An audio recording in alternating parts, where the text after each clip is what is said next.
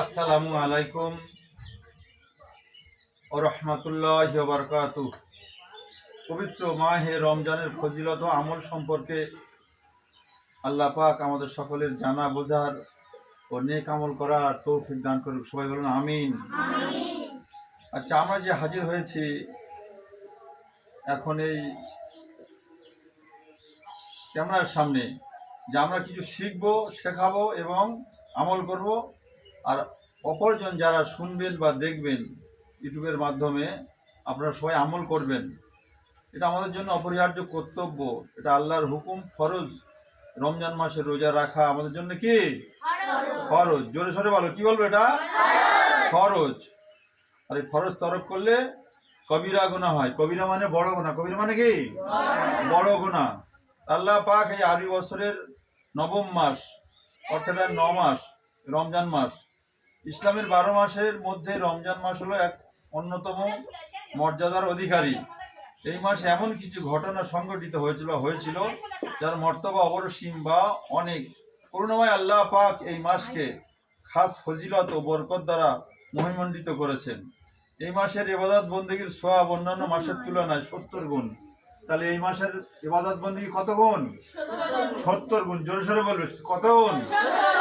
যদি কেউ একটা নফল নামাজ পড়ে, মানে 2 রাকাত, তাহলে অন্যান্য মাসের তুলনায় বলা হয়েছে এই মাসের নফল নামাজটা ফরজ নামাজের সমতুল্য আল্লাহ পাক সওয়াব দেবেন। সুবহানাল্লাহ। তাহলে জোরে বলবেন একটু। তাহলে আমরা নফল নামাজও ছাড়বো না। নফল নামাজ কি করবো? ছাড়বো না। আচ্ছা, আবার বলছে আল্লাহ রাসূল সাল্লাল্লাহু আলাইহি ওয়াসাল্লাম খোশখবরি প্রদান করেছেন, এই মাস ত্যাগ তিতিক্ষা, সংযম, অনুশীলন ও পাপ হতে মুক্ত ও পবিত্র হওয়ার মাস। এই মাসটা কি? ত্যাগ তিতিক্ষা, সংযম, অনুশীলন ও পাপ হতে মুক্ত ও পবিত্র হওয়ার মাস। এই মাসে রোজা রাখা মুসলমানদের উপরে ফরজ করা হয়েছে বা আল্লাহ পাক ফরজ করেছেন। পবিত্র কোরআনে আল্লাহ তাআলা ইরশাদ করেছেন, ইয়া আইয়ুহাল্লাযীনা আমানু কুতিবা আলাইকুমুস সিয়ামু কামা কুতিবা আলাল্লাযীনা মিন ক্বাবলিকুম লাআল্লাকুম তাত্তাকুন। হে বিশ্বাসী বান্দাগণ, তোমাদের উপরে ফরজ করা হয়েছে এই রোজা। ফরজ করা হয়েছে যেমন তোমাদের পূর্ববর্তীগণের উপরে ফরজ করা হয়েছিল, যাতে তোমরা আল্লাহকে ভয় করো। সুতরাং রোজা রাখার মাধ্যমে আল্লাহর নির্দেশিত 2টি ফরজ আদায় করা হয়। প্রথমত ফরজ রোজা আদায় করা, আর দ্বিতীয়ত ফরজ রোজা আদায়ের নিয়ত করা। আমরা নিয়ত করি ইনশাআল্লাহ। কখন নিয়ত করি? আমরা সেহরি খাওয়ার পরে অনেকে নিয়ত করে, আবার বেলা ওঠার পরে নিয়ত করে।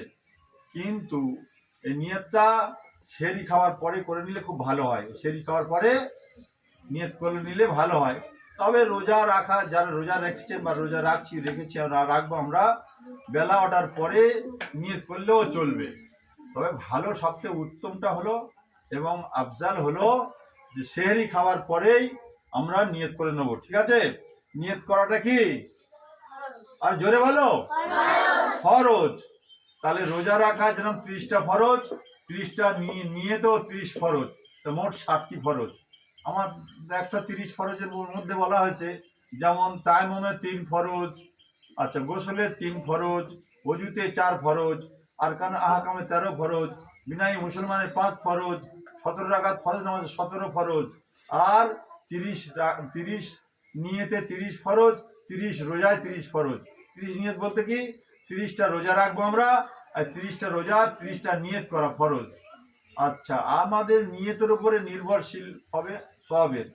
ইন্নামা আমালু বিন্নিয়াত বলছে আল্লাহর নবী বলছেন, বুখারী শরীফের প্রথম হাদিস, ইন্নামা আমালু বিন্নিয়াত, নিয়াতের উপরে তার সওয়াবের ফয়সালা হবে। তাহলে আমরা যদি নিয়ত না করি, শুধু যদি রোজা রাখবো তো রোজা হবে? আর অনেকে আছে এমন কি রোজা রাখে বটে, কিন্তু তারাবি পড়ে না। আবার দেখা যাচ্ছে রোজা না রেখে, সেহরি না খেয়ে, আবার দেখা যাচ্ছে যে ইফতারের সময় তারা এসে ইফতার করে যায়। এটা বড় গুনার কাজ, অন্যায়ের কাজ। রোজা রাখবো না, আমরা ইফতারি খাবো, এটা একদম নয়। এটা বড় গুনাহ। অর্থাৎ এটা আমাদের যেন না হয়। আমরা কি রোজা না রেখে ইফতারি করব? আর জোরে বলো, না। খবরদার, এটা যেন না হয়। কিছু কিছু আছে দেখবে নেতারা, ভোট নেওয়ার মানে আশায় তারা কি করে, মুসলমানদের যখন রোজা হয় তখন মাথায় কাপড় দিয়ে, মাথায় টুপি দিয়ে, মাথায় রুমাল দিয়ে, হ্যাঁ, ভালো প্যান্ট শার্ট পরে আর ভালো পাঞ্জাবিও গায়ে দিয়ে আর ইফতার পার্টিতে যোগ দেয়। ওরা কি সত্যিকারে কি রোজাদার না মুসলমান? বলো, রোজাদার না মুসলমান? মুসলমান না, ওরা মুসলমান না। রোজা রাখতে গেলে ভোরে সেহরি খেতে হবে, তার সারাদিন শুকা ফুকা থাকতে হবে, তারপরে ইফতারি করতে হবে, তারপরে শুধু রোজাদার ওইভাবে তো রোজা হবে না, মুসলমান হতে হবে, তারপর তার ইমান থাকতে হবে।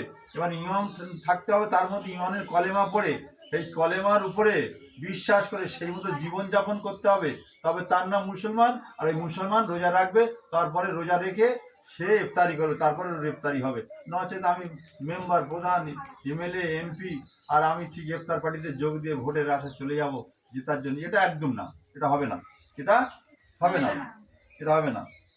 বুঝে এসছে তো? আচ্ছা, তারপরে বলছে আমরা সেহরি খাবো। সেহরি খাওয়া কি সুন্নাত, সেহরি খাওয়া সুন্নাত।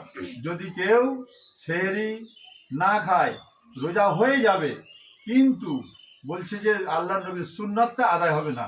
যদি কেউ একটা সুন্নাত আদায় করে 100 শহীদানের সওয়াব তার আমলনামায় আল্লাহ পাক লিখে দেবেন। সবাই বলো সুবহানাল্লাহ। তাহলে কতটা নেকি পাবো আমরা? 100 শহীদানের সওয়াব পাবো। আচ্ছা, তারপর বলছে প্রত্যেকটা লোকমায় যখন এক গাল করে ভাত তুলবো, বলছে 1 বছরের সমপরিমাণ সওয়াব ওই এক লোকমার বিনিময়ে আল্লাহ পাক আমাদের আমলনামায় লিখে দেবেন। সুবহানাল্লাহ। আমরা সেহরি খাবো না কেন? খ্রিস্টানেরা, ইহুদি, নাসারারা ওরা রোজা রাখে, কিন্তু ওরা সেহরি খায় না। তাহলে আমরা কেন সেই খ্রিস্টান বা ইহুদি নাসারাদের মতো হব? খবরদার না, ওরা আমাদেরই দুশ্মন। ওরা আমাদের কি দুশ্মন? আল্লাহর নবীর জামানা থেকে এ পর্যন্ত, শেষ পর্যন্ত ওদের সঙ্গে আমাদেরই বিবাদ বিতণ্ডা। খবরদার খ্রিস্টান, ইহুদি, নাসারাদের মতো আমরা না হই। আমরা সেহরি খাবো, এক লম্বা হলেও, এক গ্লাস হলেও খাবো, এক গ্লাস পানি পান করেও হলেও রোজা আমরা রাখবো সেহরি খেয়ে।